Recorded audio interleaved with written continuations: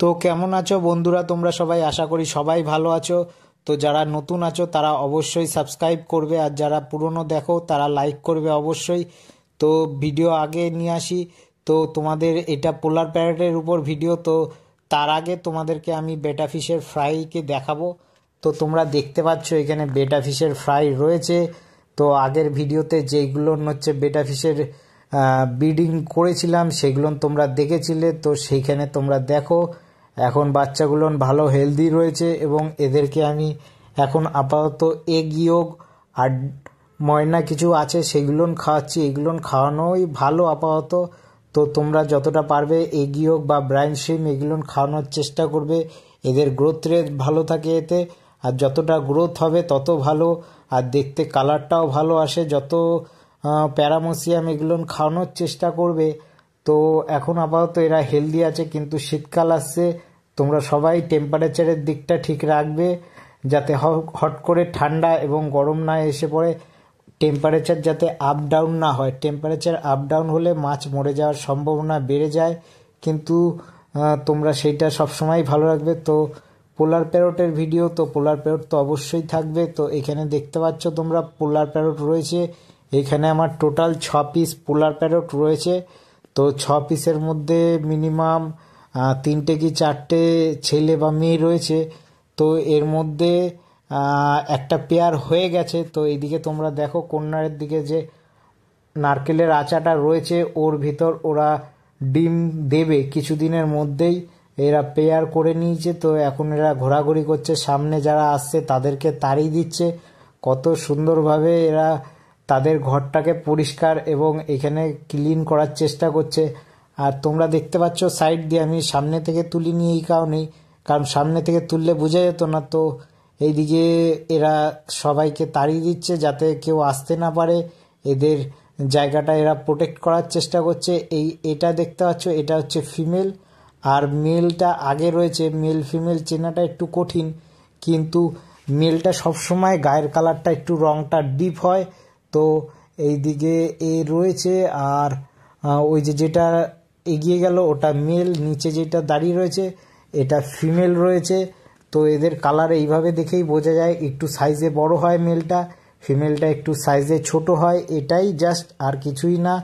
আর এদেরকে ব্রিডিং করাবো বলছিলাম অনেক দিন ধরেই, কিন্তু হয়ে ওঠেনি। এর মধ্যে অনেক কিছু সিগলেট ফিশ রয়েছে, তো হট করে সিগলেট ফিশগুলো আমি আলাদা করে দিয়েছি। তো দেখলাম 2 দিনের মধ্যেই পেয়ার হয়ে গেছে। তো এরা আশা করি খুব শীঘ্রই ডিম দেবে বা বাচ্চা আমি খুব শীঘ্রই দেখতে পারবো। কিন্তু এদেরকে সবসময় চেষ্টা করতে হবে যে পেয়ারটাকে কোনো মতে আলাদা করে আরেকটা অ্যাকোরিয়ামে রাখলে তো এদের বাচ্চা খুবই তাড়াতাড়ি গ্রোথ হবে। এবং যদি আপনারা আলাদা না করে নেন তাহলে হয়তো অন্য মাছেও মেরে দেওয়ার চান্স বেড়ে যায়, যার জন্য তোমাদেরকে আলাদা অবশ্যই করে নিতে হবে। আর সাথে আমি যেমন এখানে নারকেলের আচা দিয়েছি, তোমাদের হয়তো টপ বা অন্য কিছু থাকবে, সেটাই তোমরা চেষ্টা করবে যাতে সেটাকেও সঙ্গে নিয়ে অন্য একটা অ্যাকোরিয়ামে তোমরা ট্রান্সফার করবে। তোমাদেরকে আমি আস্তে আস্তে দেখাবো। এটা তো ফার্স্ট ভিডিও, তো এই এত অবধি। তো এইখানে আমার বাটারফ্লাইয়ের কিছু বাচ্চা রয়েছে। তো এর ভিতর বাটারফ্লাই বেবি হয়েছে অনেক। তো এর মধ্যে তোমরা দেখতে পাচ্ছ বাটারফ্লাই অনেকগুলো রয়েছে, এর ভিতরে বাচ্চা দিয়েছে। তো এখানে কিছু শ্রিম্প রয়েছে, আমার রেড চেরি শ্রিম্প রয়েছে এর ভিতর অনেক। তো এটা আমি বাইরে করেছি ছাদের উপর। তো এখানে আমি দেখলাম বাটারফ্লাইয়ের ডিম রয়েছে। তো এই গাছগুলো আমি যেখান থেকে কিনে নিয়ে এসেছি সেইখান থেকে হয়তো গাছের সাথে সাথে লেগে চলে এসছে বাটারফ্লাইগুলো। বাটারফ্লাইয়ের বেবিগুলো হয়তো ওর ভিতর ছিল বা ডিম ছিল, যার থেকে দেখছি নিত্য নতুন দিন অনেক বাটারফ্লাই ঘুরে বেড়াচ্ছে নতুন নতুন। তো এর ভিতর শ্রিম্প রয়েছে, হয়তো তোমাদেরকে দেখাতে পারবো না, কিন্তু সামনে আরেকটা আমার টাব রয়েছে যেটা হচ্ছে ইয়েলো কালারের শ্রিম্প আছে।